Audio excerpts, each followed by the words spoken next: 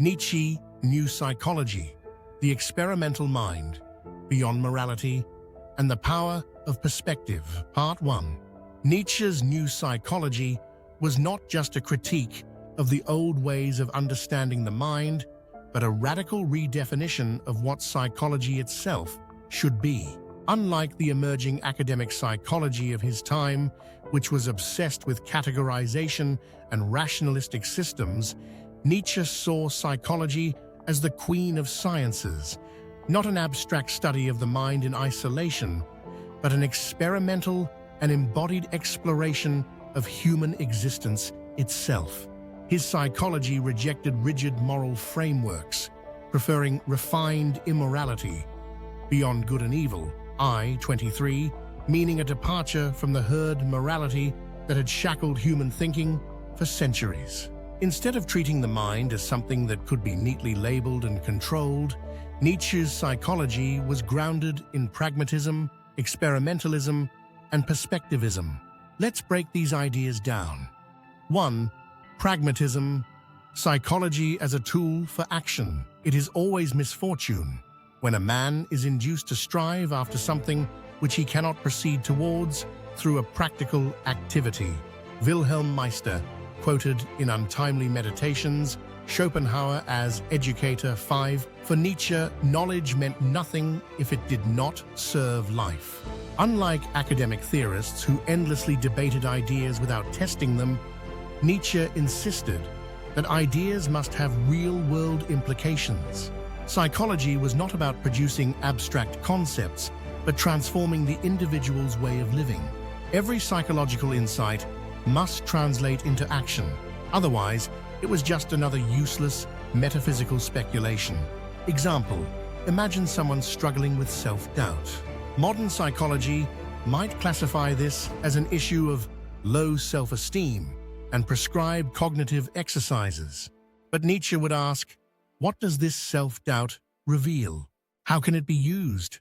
He would challenge the individual to see their hesitation as a test of their will, perhaps even as an opportunity to grow stronger rather than as a flaw that needs fixing. In this sense, Nietzsche was ahead of his time, anticipating modern cognitive behavioral therapy, CBT, and its focus on how thoughts influence actions. But unlike CBT, Nietzsche's psychology does not aim for comfort or stability. It aims for power, for growth, for self-overcoming. 2. Experimentalism. Let us try it. Let us try it. The Gay Science, I, 51. Nietzsche saw life as an experiment, a process of testing, failing, and refining. A person should approach their own psychology not as a set of fixed traits, but as something to be tested and played with. Instead of assuming a fixed personality or immutable moral truths, Nietzsche's experimental psychology encourages people to try new approaches. 1. Struggle with anger. 1. Instead of suppressing it, test its uses. Does it provide fuel for achievement? 2. Fear of failure. 2. Instead of avoiding it, deliberately step into failure and see if it truly breaks you. 3. Anxiety about the future. 3. Instead of seeking security, embrace uncertainty as part of life's challenge. Example: a writer who is afraid to publish their work because of potential criticism could approach their fear experimentally. Instead of asking, "What if I fail?" they could say, "Let's see what happens if I publish something controversial." The key is not to eliminate fear, but to use it as material for psychological growth. This experimental mindset was a major departure from both Freudian psychoanalysis, which sought hidden causes, and scientific psychology, which aimed to create general laws. Nietzsche's psychology does not look backward for origins, but forward for possibilities. 3. Perspectivism. Seeing from many angles, we can see things from a given perspective only, and the more emotions and observations are taken into consideration, the more complete and objective will be our idea. The Gay Science, 3:12. Nietzsche rejected absolute objectivity in psychology, arguing that all knowledge is perspectival. This means that every psychological theory, every moral rule, every system of thought is just one way of seeing reality, not reality itself. This is why he warns against castrating the intellect by limiting oneself to a single framework. A complete understanding of the human mind requires moving through multiple perspectives, just as an artist studies a sculpture from different angles before drawing it. Example: suppose someone experiences jealousy. A moralist might say, jealousy is a vice to be overcome. A psychologist might label it as an insecurity issue. But Nietzsche would suggest seeing it from different angles. 1. Perhaps it reveals a hidden desire. 2. Perhaps it indicates a strength that has not yet been cultivated. 3. Perhaps it can be transformed into motivation rather than resentment.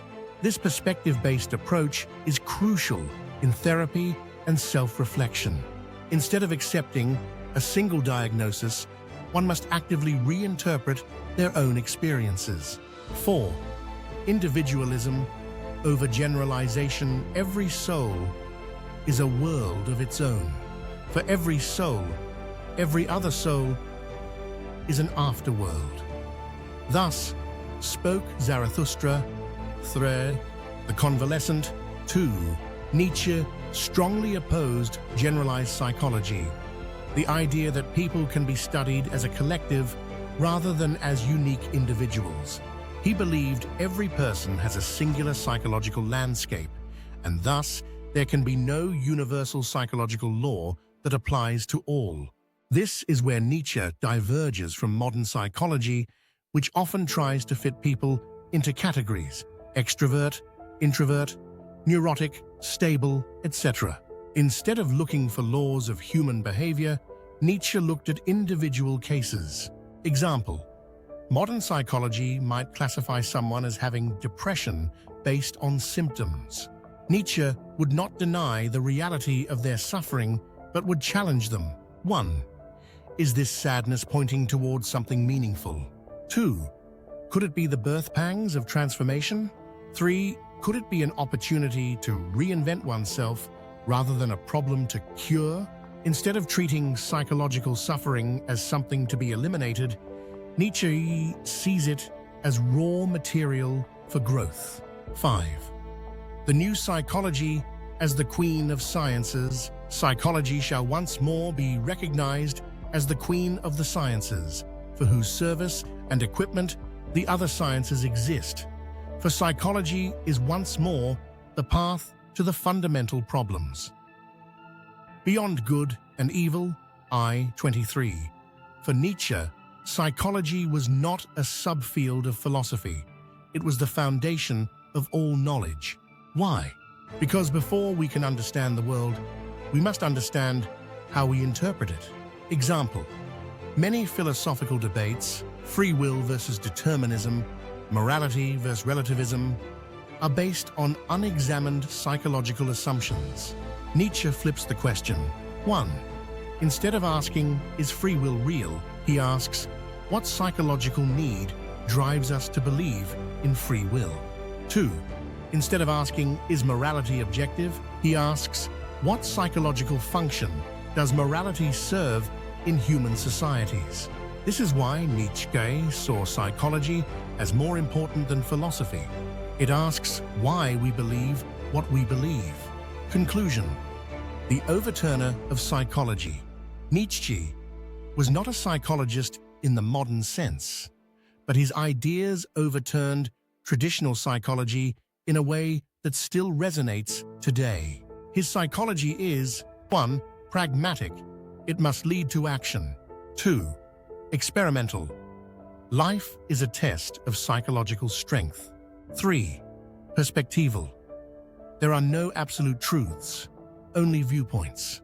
4. Individualistic. No universal theory applies to all. 5. Fundamental. Psychology is the foundation of all other sciences.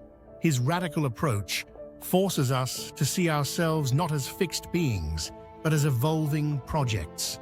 Instead of treating the mind as something to be categorized and controlled, Nietzsche's psychology challenges us to become something greater.